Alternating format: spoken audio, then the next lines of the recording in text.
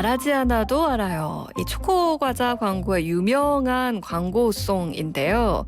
굳이 말하지 않아도 상대방의 마음을 알 수 있다면 정말 좋겠죠. 근데 그게 참 쉽지 않기 때문에 우리는 끝없이 대화를 해야 하는 건데요. 같이 오늘은요, 다정한 언어, 마음으로 듣는 언어에 대해서 이야기 나눠보려고 합니다. 서울시립대 교수이자 한국장애인재단 이성규 이사장님과 함께 할게요. 이사장님 안녕하세요. 네, 안녕하세요. 네, 2주 만에 뵙겠습니다. 원래 이렇게 한 2주 정도 지나서 뵈면은 이슈나 이런 것들이 많이 예. 지나 있기 마련인데 요즘에는 여전히 코로나19 상황이에요. 그렇습니다. 건강하시죠? 네, 저는 건강한데요. 마음은 스산합니다. 오늘 바람도 많이 부는 데다가 네. 또 어쩌녁에 이 유럽하고 미국 이런 쪽에 정치 수뇌부들이 아주 정말 심각한 대담도 하고 네. 발표도 하고 그러는 거를 보고 이 참 건강하게 빨리 생활을 찾을 수 있는 그런 여건이 조성이 돼야 되는데 걱정입니다. 네, 그러니까요. 아니 처음에 뭐 중국과 우리나라 뭐 동남아 뭐 아시아 일부 국가들 요렇게 이제 퍼질 때만 해도 요런 생각이 안 들었는데 지금은 전 세계적으로 모두가 다 힘들어하고 있는 상황이기 때문에 뭐랄까요? 지구촌이라는 단어가 맞습니다. 약간 다른 의미로 좋은 의미라기보다는 다른 의미로 좀 피부에 와닿는 것 같아요. 어쩌녁에 이 감염 관련해서 정말로 지금 이태리가 최악의 사태로 지금 번지고 있지 않습니까? 그렇죠. 사망자가 중국을 넘어섰다고 하죠. 그렇죠. 그런데다가 지금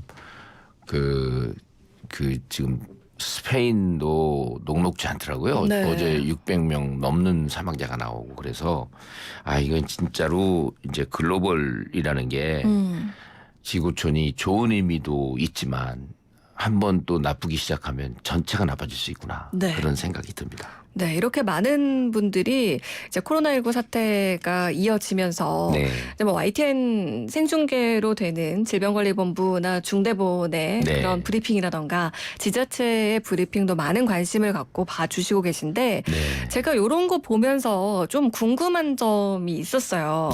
그런 브리핑을 보면 이제 관계자분이 나와서 처음에 이제 쭉 이야기를 해주시고 그다음에 질의응답 시간 같은 거 갖고 하잖아요. 그럼 그 옆에 꼭 계시는 분이 수화통역사 분이세요. 근데 이 브리핑 하시는 분들은 어떤 분들은 마스크를 이제 좀 뭐 턱 쪽에 쓴다던가 아니면 쓰고 와서 벗는다던가 이런 걸 우리가 볼 수 있는데 그 통역사분은 마스크를 전혀 착용하지 않으시더라고요. 그렇죠. 이게 손으로 말하는 건데도 마스크를 쓰면 안 되는 건가요? 그게 이제 지금 이제 수화 통역사라고 말씀하셨잖아요. 근데 이제 우리가 이제 표현이 2016년부터 한국 수화 언어법이라 그래서 한국 수어라는 게 한국어하고 동등한 자격을 갖게 됐어요. 그렇게 인정받는데 그래서 손으로 하는 언어다. 그래서 수화 언어를 줄여서 수어라고 이제 표현을 하는데요.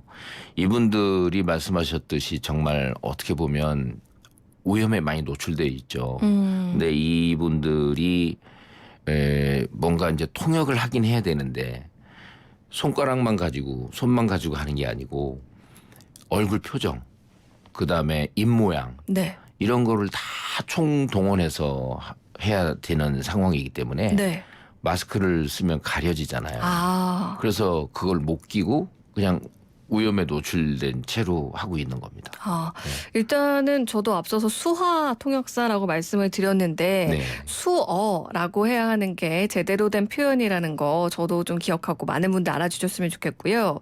맞아요. 지금 말씀해 주신 거를 듣고 제가 좀 떠올려 보니까 그 통역사분들의 표정이 이렇게 막 이렇게 찌푸려질 때도 있고 이렇게 좀 화가 난 표정처럼 이렇게 될 때도 있고 눈을 막 크게 뜨면서 강조하는 듯한 느낌이 들 때도 있고 그랬는데 이런 것들이 다 그 수어의 어떤 뭐랄까 전달력을 강화하기 위한 그런 수단이라는 건 거죠? 그렇죠. 그 흰색 가리키려면 치아를 막 이렇게 또 그래서 흰색 방호복 이런 거 할 때는 치아를 얘기하거든요. 물론 네. 이제 금리빨이 있거나 그러면 조금 다르긴 네. 합니다만은 하도 스산해서 조금 네. 이런 말씀 드려봤고요.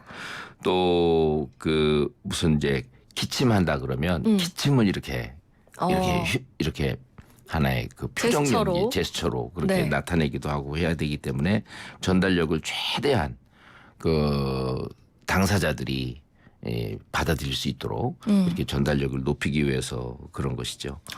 예. 이게 수어는 청각장애가 있는 네. 분들이 눈으로 보기 위해서 지금 하시는 거잖아요. 네. 그러면은 저는 궁금한 게요. 저도 예전에 수어를 좀 간단하게 배워보긴 네. 했었는데 이게 손 말고 말씀하신 것처럼 어떤 표정이랄까요, 제스처? 이런 걸로 하는 의사소통하는 비율은 어느 정도 될까요? 이게 손짓으로 하는 게 30~40%라고 알려지고 있어요. 그다음에 이제 몸의 어떤 몸짓이나 표정 이런 쪽으로 전달하는 게 60%에서 70%라니까 훨씬 많네요. 그러니까 더더욱 마스크 못 끼는 거예요. 이 손짓도 중요하지만 표정과 몸짓이 더 중요하기 때문에. 예. 그렇군요. 이런 거 좀 궁금해하셨던 분들은 또 이번 네. 기회에서 또 그런 궁금증을 해소하는 그런 시간이 되셨을 것 같은데 이번 코로나19 사태처럼 건강이나 재산 보호를 위해서 중요한 정보가 네. 이제 뭐 방송을 통해서 제공이 될 때는 특히나 이제 각종 장애 정도나 뭐 종류가 다 다르다 보니까 네. 장애인분들한테 정보를 정확하게 제공하는 게 참 중요할 것 같아요. 그렇죠. 그 장애 유형별로. 음. 뭐 오늘은 이제 수어 얘기가 나왔으니까 이제 주로 청각 언어 장애인에 대한 이제 정보 제공이 오늘의 주제가 되겠네요. 네. 그런데 언젠가 한번 말씀드리고 가볍게 넘어간 일이 있는데 식목일 전날에 강원도 고성 속초에 큰 산불이 있었던 거 기억하시죠? 네네. 예. 그때 뭐 전국에 뭐 이런 그 뭐 난리가 났었잖아요. 그렇죠. 예, 예. 지금도 저도 한 몇 달 전에 속초 다녀온 적이 있는데 네. 아직도 그 잔해가 남아있는 곳들이 그렇죠. 많더라고요. 예, 그렇습니다. 그때 뭐 소방대원들이 많이 동원이 됐고 전국적으로 정말 재난 상황을 인정하고 그렇죠. 기부도 이어졌고요. 예, 그랬었습니다. 그런데 그때 청각장애인들은 이 방송을 보면서 이중 고통을 받았죠. 왜냐하면 산불 재난 방송을 하는 지상파라든가 종편 이런 쪽에서 대부분이 이제 수어 통역이나 화면 해설을 하지 못했어요. 그때요? 예, 그렇기 때문에 청각장애인들이 상당히 불안해했고 피해를 입기도 했고 그런 상황이 있었습니다. 근데 사실 뉴스 통해서 이게 실시간으로 산불이 빠르게 번져가는 네. 게 이제 보일 정도로 심각한 네. 상황이었거든요, 그때는. 그러니까 안전하게 대피를 해야 하는데 어디로 가야 안전한지 등등 그렇죠. 이런 것들이 정말 중요하고 1분 네. 1초가 중요한 상황이었는데 청각장애인 같은 경우는 지금 제가 상상을 해보니까 만약에 TV 화면으로 네, 이제 보고는 있어요. 불이 예, 막 활활 예. 타는 게. 근데 내용은 지금 몰라요. 몰라요. 예. 얼마나 답답하고 무섭고 두려웠을까요? 예, 그래서 장애인 단체들이 막 항의를 했어요. 여기저기 항의를 해서 산불이 난 다음 날부터 이제 수어 통역을 좀 시작은 했습니다. 네. 그런데 이 특히 재난 방송이라는 거는 국민들과 시청자들의 생명하고 정말 직결되잖아요. 네. 그런데도 장애인, 노인 이런 취약계층들은 이쪽에서 소외가 됐기 때문에 상당히 그 답답함과 고통이 되게 컸죠. 네. 말씀하셨듯이. 그래서 이 사건 이후에 방송통신위원회를 비롯해서 정부 부처에서 대책을 발표했고 또 재난방송에 대한 주관을 행정안전부로 하고 네. 각 방송사의 수어 방송을 이제 의무적으로 해라 이렇게 그 규정을 했는데요. 네. 아마 이거 위반할 때는 제 기억에는 1,000만 원 이하의 벌금까지도 내도록 과태료를 부과하도록 했고 네. 또 이번에도 1월부터 시작한 정부 코로나19 관련 1일 브리핑이 있었잖아요. 네. 근데 브리핑이 이 시작된 이후에 2월 4일 그러니까 2주 후도 더 넘는 거의 3주 만에야 수어 통역이 동반이 됐었습니다. 아, 상당히 그렇군요. 이번에도 늦은 거죠. 저는 이 산불 때는 제가 유심히 보지 않아서 잘 몰랐고 이번 코로나19 관련한 브리핑들은 그래도 수어 통역사분이 옆에 항상 계셔서 다행이다라고 네. 생각했는데 이것도 처음부터 그랬던 건 아니라는 게 네. 약간 조금 씁쓸하긴 합니다만 그렇습니다. 더 또 방송을 제작하는 입장에서 혹은 이제 브리핑을 하는 이런 정부 관계 부처에서도 신경을 써야 하는 부분이 아닐까라는 생각이 들어요. 근데 이런 걸 보면 사실 항상 우리가 중요하다라고 외치지만 여전히 네. 현장에서는 이 장애인에 대한 인식들이 많이 부족한 게 아닌가 이런 맞습니다. 생각이 좀 드네요. 맞습니다. 이 인식은 정말 커다란 주제죠. 짧은 시간 안에 개선되기도 쉽지 않고 그리고 어떤 거는 제도를 먼저 만들어 놓고 그 뒤에 인식을 바꿔가는 경우도 있고요. 네. 인식이 바뀌면서 또 제도가 마련이 되는 경우도 있고 그래서 국민적인 관심을 늘 쉬지 않고 기울이면서 제도와 인식의 그런 어떤 연결고리를 선순환 장치로 아주 강력하게 가동하는 그런 게 필요하다고 생각을 합니다. 네, 정말 중요한 말씀인데 수어에 대해서 좀 궁금한 것들이 더 많은데요. 네. 이사장님께서 퀴즈 하나 준비하셨다면서요? 예, 그 수어가 그 나라마다 다 똑같을까요? 다를까요? 글쎄요, 저는 같을 것 같거든요. 수어가 네. 그 이제 그래서 문제를 내드렸는데 네. 아니군요. 근데 네. 수어가 네. 문화에 따라서 다 다르더라고요. 그리고 아. 어떤 나라는 양손을 쓰고요. 네. 어떤 나라는 한 손을 쓰기도 하고 네. 또 이 모든 이 손 모양, 손가락 모양이 다 다릅니다. 많이 하긴 달라서 제가 아까 수어 잠깐 배운 적이 있다고 네. 했었잖아요. 그때 예. 뭐 기역, 니은, 디귿, 네, 리을 네. 이런 거 배운 적 있었는데 이게 외국어에는 없잖아요. 그렇죠. 다를 수밖에 없겠네요. 예. 그래서 이게 그 나라마다 정말 달라서 언어 정보 사이트를 보시면요. 네. 거기 에스놀로그라는 데가 있는데 2019년 기준으로 해서 세계 언어가 7,117개예요. 세계 언어가. 네. 이 중에서 수어가 142개고요.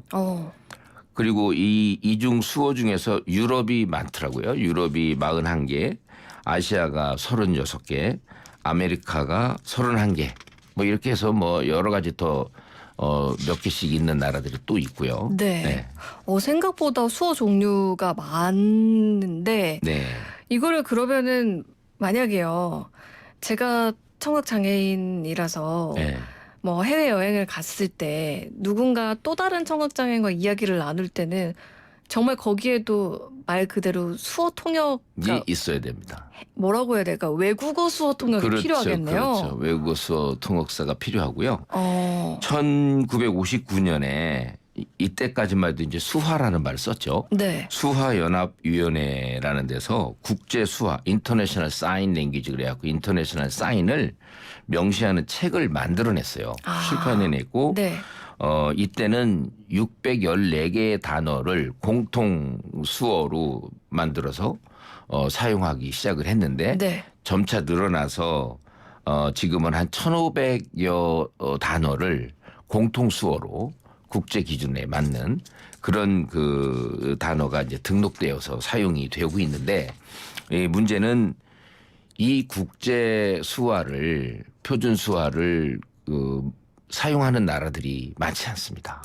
많지 않아서 정말로 그 통역사가 있어도 대단히 힘든 그런 상황입니다. 아니, 지금 말씀을 듣다 보니까 일단은 공통된 통용되는 네. 그런 수어를 만들기 위해서 어쨌든 노력은 이루어지고 있고 지금 한 1,500여 개의 단어가 등록이 되어 있는 상태인데 그거를 또 많이 활용하지 않는다는 게 문제기도 하고요. 네네. 이게 국제 수화가 만들어지게 된 거는 1959년. 네. 한 60여 년이 됐는데 우리나라 수어언어법이 2016년에 아까 만들어졌다고 그렇습니다. 하셨거든요. 네. 우리나라는 수어 역사가 정말 짧네요. 그렇죠. 그게 이제 관심과 인식이죠. 유럽과 미국이 말씀하셨듯이 20, 30년 전에 수화가 언어로 인정이 되었는데 그리고 또 언어로 인정이 될 때까지 얼마나 많은 연구와 적용 노력이 있었겠어요. 네. 근데 우리가 그만큼 이제 늦었고요. 또 우리가 일제 강점기를 지나면서 일본 수어와 한국 수어가 좀 비슷하게 된 게 이때입니다. 네. 그래서 그 늦었지만 우리 문화하고 또 일본 문화하고는 많이 다르거든요. 그래서 우리 문화가 잘 장착이 된 그런 풍성한 수어들이 더 개발이 돼서 뭔가 의사소통에 이 원래 언어는 사고의 표현이잖아요. 네. 그렇기 때문에 언어가 많이 공통적으로 인정이 되고 수어가 그 단어가 많이 등록이 돼서 그 개념어가 서로가 많이들 이용이 되어야 네. 소통이 잘 되는 거지 않습니까? 그렇죠. 그래야만 그 청각 장애인들의 그 인지와 또 사회생활과 소통과 이게 모든 게 연결되는 거기 때문에 그렇게 풍성한 수어가 좀 만들어졌으면 하는 바람입니다. 네. 사실 지금 저희 프로그램은 라디오잖아요. 네. 정말 소리로만 전달이 되기 때문에 청각장애를 가지신 분들한테는 저희 방송이 필요가 없을 수도 있어요. 그렇죠. 이제 네. 제 친구 중에 청각장애인 친구가 있는데 네. 제가 아나운서를 한다고 했더니 네. 왜 굳이 그런 직업을 하려고 하냐. 자기한테는 하등 필요가 없는 직업이다라고 얘기했던 웃으면서 생각이 나요. 저기 이제 보이는 라디오에 그러니까. 수어를 넣어야 돼요. 보이는 라디오에 수어를 넣어야 돼요. 근데 생각해보니까 최근에 저희가 이런 브리핑 같은 거 보면서 이제 수어 네. 통역사분들을 접하니까 그나마 조금 익숙해졌는데 네. 뭐 뉴스 같은 경우도 시간대 조금 일부에 나온다던가 근데 사실 예능이나 뭐 드라마 뭐 네. 등등 다른 프로그램에서는 이 수어 통역사 보기가 정말 힘들거든요. 예. 이제 앞으로 방송에서도 많이 활용돼야 되지 않을까 뭐 이런 생각도 드네요. 그렇습니다. 지금 각 방송사별로 뭐 수어 통역사가 뭐 그 충분하게 배치된 것도 아니고요. 네. 또 화면이 또 작아요. 그래서 불편하다는 그 호소를 많이 해왔습니다. 이런 문제들을 이제 정부에서 인정을 하고 있는 것 같아요. 그래서 지난해 5월에 방송통신위원회에서 수어 통역을 위해서 인프라를 구축을 해야 되는데 이를 위해서 예산을 좀 더 확대하겠다. 네. 그런 발표도 있었습니다.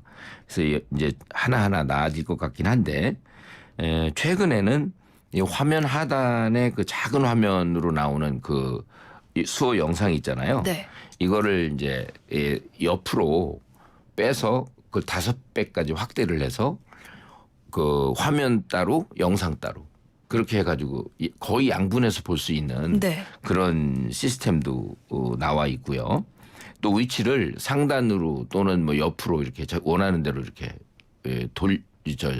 조정할 수 있는. 조정할 수 있는 그런 기술도 나와 있습니다. 아. 이거는 이제 청각장애인뿐만이 아니라 수어하는 사람들이 영상이 어느 순간에 나오면은 뉴스의 영상 자체가 가려지는 폐단이 있기 때문에 비장애인들도 이 자기들이 원하는 바에 따라서 위치를 변경시킬 수가 있는 거죠.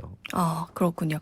9958 청취자님께서 방송 내용이 너무 유익하고 재밌어요. 최고예요. 이렇게 네. 또 메시지 주셨는데 감사합니다.